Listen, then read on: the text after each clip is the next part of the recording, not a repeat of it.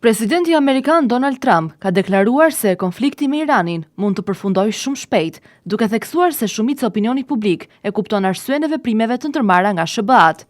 Nuk mund t'i lejojmë të kenë armë bërthamore, mendoj se njerëzit e kuptojnë se ajo që po bëjmë është e drejtë dhe kjo duhet të marrë fund shumë shpejt, u shpreh Trump gjatë një komunikimi telefonik. Presidenti Amerikan tha gjithashtu se Irani ka dhënë sinjale të qarta për arritjen e një marrëveshje, ndërsa autoritetet në Teheran kanë konfirmuar se po shqyrtojnë një propozim të paraqitur nga Shtetet e Bashkuara. Sipas mediave amerikane, drafti përfshi një memorandum mirëkuptimi me 14 pika, i cili synon të jap fund konfliktit dhe të hap një fazë të re dialogu mes palëve. Në qendër të diskutimeve pritet të jetë edhe programi bërthamor iranian.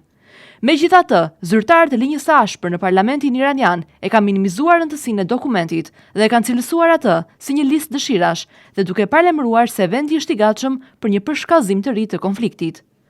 Trump paralajmëroi se nëse negociatat do të dështojnë, SBA-t mund të ndërmarrin bombardime të përmasave të papara, ndërkohë që Izraeli kreu një sulm në Beirut, i pari qysh prej armpushimit të prillit, duke goditur një komandant të Hezbollahut.